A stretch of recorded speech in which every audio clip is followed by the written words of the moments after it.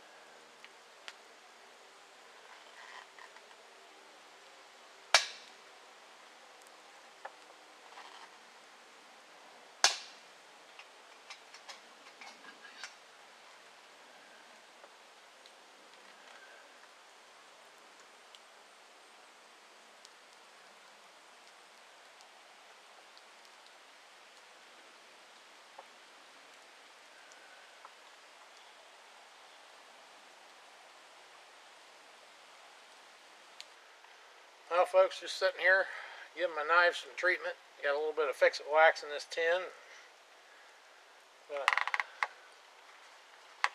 Rub them down and treat them a little bit. I don't want rust starting on them. I noticed a little bit was starting. Warm this tin up over by the fire a little bit. It's just basically beeswax with some oils in it, some essential oils and some fragrance and that type of stuff. It doesn't take much. I just wanted to treat them knives a little bit.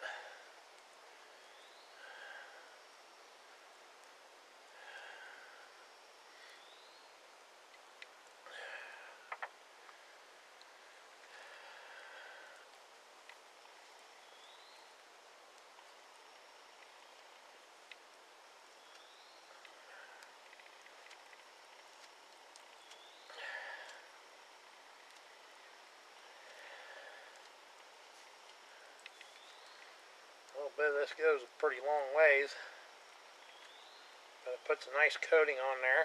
Man, I don't want to cut myself. That type is scary sharp. Scary sharp.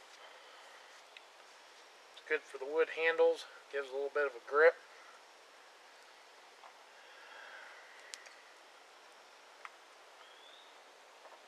I just got done sharpening them. Put a nice edge on all of them.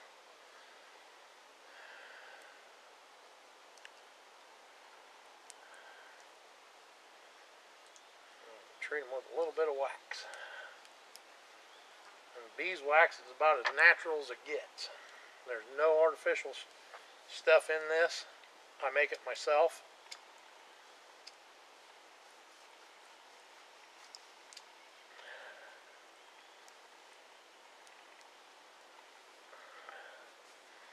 And that way I know what goes in it.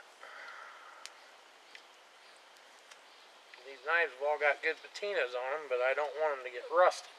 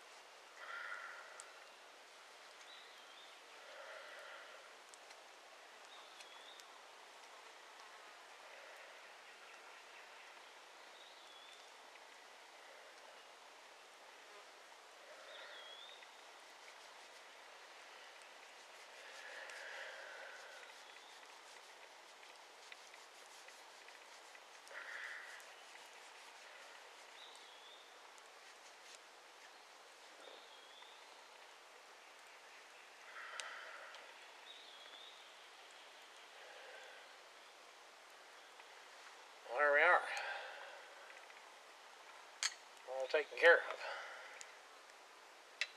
Yeah, I carry a tin of this with me all the time in my pack. It's good for everything from chapped lips to a little bit of a antiseptic in there. I wouldn't recommend putting it on burns or anything like that, but you know, it's a coating, and it'll waterproof just about anything. Like I said, it's great for blades. It stays with them for quite a while until you start using them again. Yeah, I was using this little fine white Arkansas stone, I think it is. Just put a touch and edge up on all my knives. I like to keep them sharp. You know what they say, the dull knife's the one that'll cut you.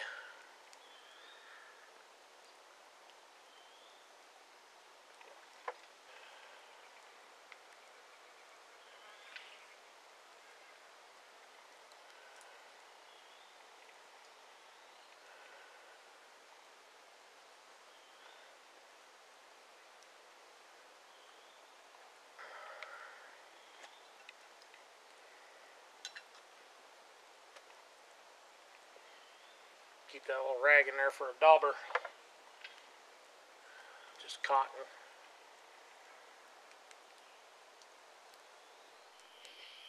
Well, folks, here's camp for the evening. Bugs still aren't bad. Nice and quiet. Nice little fire going.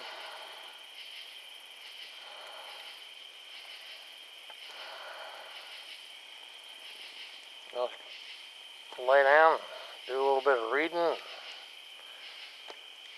take in the evening sounds, enjoy myself. Have a good night, folks. See you in the morning. Morning. Made it through the night just fine. Getting ready to make me a cup of coffee here. Got the fire going this morning. Still had some coals left from last night. Of course, it wasn't cold at all. I just let the fire die down. I didn't know if there'd be anything left or not, but there was.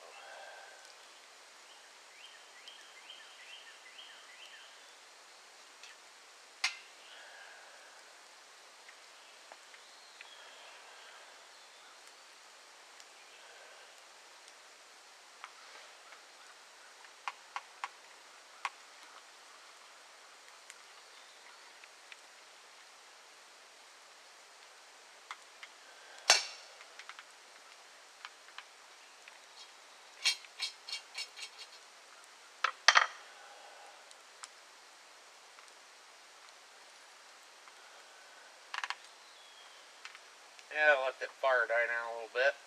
Got my coffee water hot. I'm gonna throw me on some salt pork, some eggs, maybe a little corned beef hash.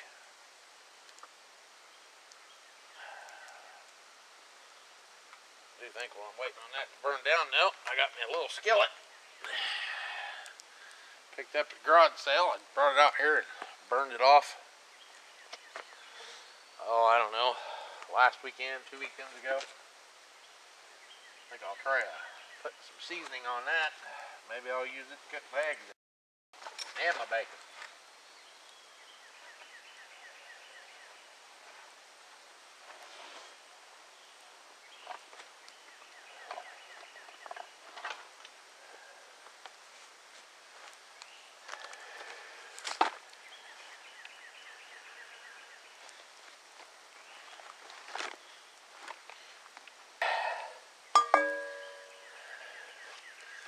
It's just a little skillet. I think it says 5 on the back of it. Yeah, marked in a couple spots. No maker's mark, but seems pretty smooth inside. It's got one little pit in it. I don't know. I'm sure when it seasons up, you won't even notice it.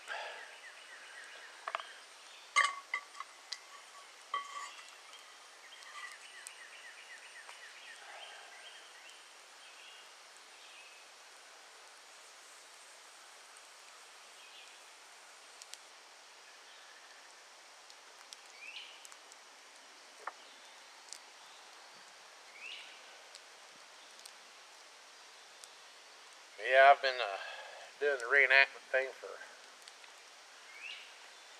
bigger half of my life, since I was a kid. My folks got into it. I've been through a lot of different lodge setups and stuff. I like this Baker. It's a pretty decent little setup for 1 or 2 people. Definitely nice if you're going to have a fire out in front of it for the heat. When a little bit cooler weather come, like, you know, deer season or something like that, you can put the fire out. It's got a canopy that comes out.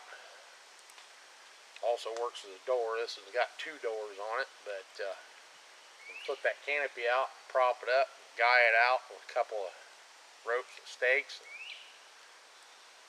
That thing will really funnel the heat.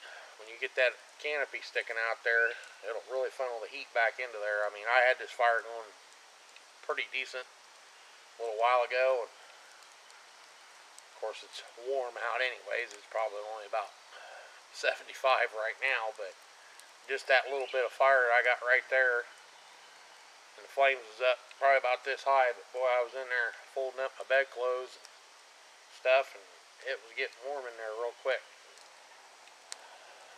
Canvas has a lot of great qualities when it comes to holding in a little more heat. I'll take it over a poly tarp or a nylon tarp any day. I'll burden the extra weight just for the simple fact that the canvas will tolerate the heat from the fire a little better, and it'll also hold the heat a little better. And you don't have to worry about getting little burn marks in your nylon or your poly tarp or something like that. But hey, poly tarps, you know, last year squirrel season, I set up a critter bed, or a poacher's bed, or whatever you want to call it, and just stretched one of them poly tarps. It was a big one. It was like a 9x12 or something like that, and just put it up as a fly. No real sides on it or anything, just a rain fly. And of course, that'll be a year ago next weekend when I did that. And I'll tell you what, that's a fine way to camp, you know. I mean, this kind of weather, you don't want to be too warm. I just brought this lodge out because I just bought it from a gentleman, and I wanted to do a couple experiments of setting it up. I didn't even know how big it was when I bought it. I assumed it was either a 10x10 or an 8x10 or something like that, but looking at it, I'm pretty sure it's an 8x8. I haven't measured it, but just looking at the canvas cuts, I've built a lot of canvas tents in the past, and looking at what it is, I'd say it's a 8x8 or 8x7, roundabout in there. I was just trying to get a pole configuration figured out for it if I want to take it to one of the reenactments or something. But I had one of these, actually the first tent, when I started out reenacting by myself away from my family, my first tent was actually a Baker. So not that I'm real partial to them. I think they're a little left to be desired as far as setting them up, because they do require at least 3 poles and a lot of rope, or you know, you can get by with probably about a couple of like a couple of cross pieces tied into a bipod, and a stick to go across the front, you know, 10 foot or so, and then, you know, just go from there and guy it out the back, run a couple of line poles down each side. It's got ties all over the thing. I'll take you around and show it to you here in just a minute. But you know, it's It's a great starter tent. It's not something that I desire to use all the time. If I was going to use a tent to tent camp, now I've got tarps and all types of other things, but if I was going to use a tent to tent camp, I would probably prefer just what they call an A-frame or a wedge. I've got a couple of those. I actually can set them up in a configuration where I've got a wedge over here and a wedge over here, and then a big fly out in the center to where you've got storage, or you know, one can be for my son to sleep in and one for my wife and I to sleep in, and then we got a common area out in the center, and that fly's like 12 by 14. You know, it's a huge setup, a lot of poles. That's for, you know, if you're going to camp for 3-4 days, it's great. But you know, a wedge just by itself, you know, I've got Boy Scout tents that I picked up from a gentleman years ago, and they're just the old wedge pup tent. I think they're what are they, about 5 by 7 or 6 by 7, 6 by 8, something like that. Great little one-man tent if you're just going to go on a quick pack trip out somewhere where you're going to stay for 4 or 5 days and you think you need a tent. Now, I'm personally not fond of something like that until the weather gets cold. But when the weather gets cold, I've got a 10 by 12 wedge, and that thing is a monster. It's big enough you can put 2 or 3 people in it. You can have a stove in it, all your gear and everything, you know. And yeah, it's heavy and it's kind of cumbersome to pack around, but if you're going to have a deer camp or something like that where you want to stay out of the weather and have a stove inside your tent, easy to set up. I mean, shoot, that thing will go up in 15-20 minutes with a couple of guys, you know. I mean, one guy can set it up in 20 minutes, 25 minutes probably, once you've done it a few times. But yeah, I'm a big proponent of campus either way you go. Now, like I said, I've got a tarp, and actually the tarp that I built, you've seen the prototype, a couple of different prototypes. As far as room wise, just about the same as this Baker Lodge. You know, it's the only thing is the lean-to with the Bakers, it's got that little 18-inch wall in the back, or whatever you want to call it, maybe 2-foot wall in the back, so it gets it up off the ground just a little bit in the back for stowing gear and stuff like that. Or, you know, if you had guys that were sleeping in it, you could sleep with your head out towards the fire and, you know, your feet towards the back, and shoot, you could line 3 or 4 guys in there if you didn't mind being close, you know. But, you know, easy 2 guys with gear, no problem.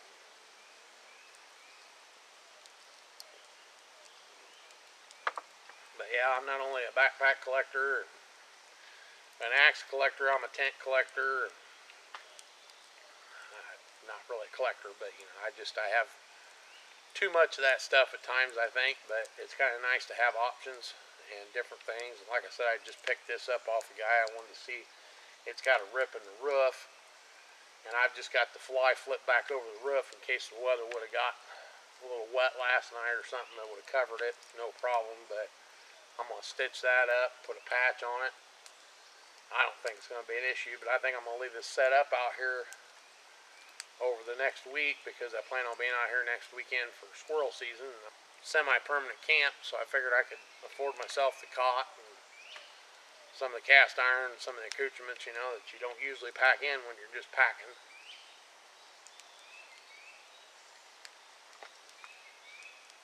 Yeah, looks like that fire's dying down good enough to where I can get me some victuals going.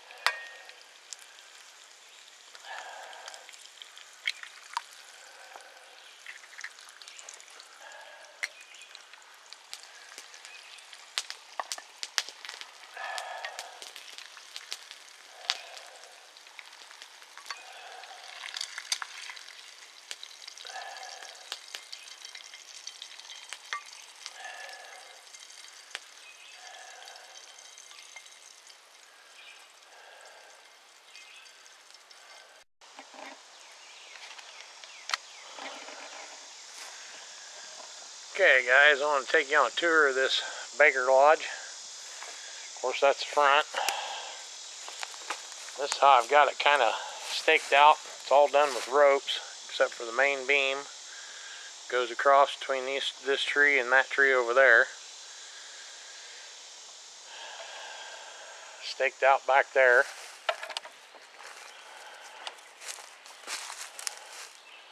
As you can see, there are several ties down along the side of it. And what you're looking at there is the awning that goes out over the front. If you flip it up over the top, then you've got an awning.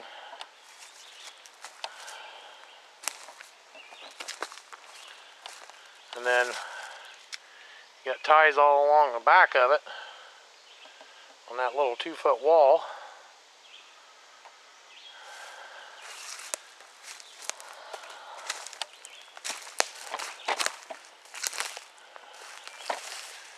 Get a shot of it from the back. Just a glorified lean-to is all it is. And like I said, I got it staked out with guy ropes right down to the stake.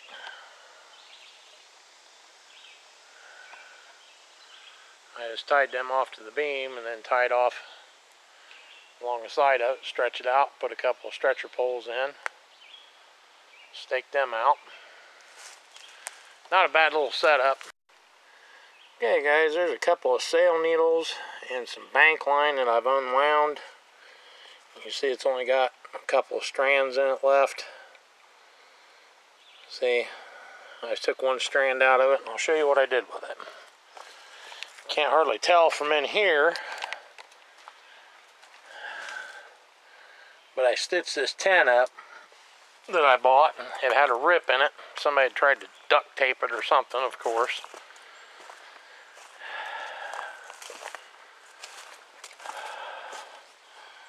There's what the repair looks like. See if I can zoom in on it.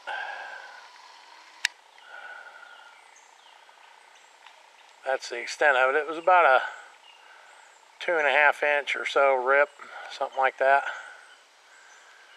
Like I said, this canopy, when it was flipped down, would have covered it.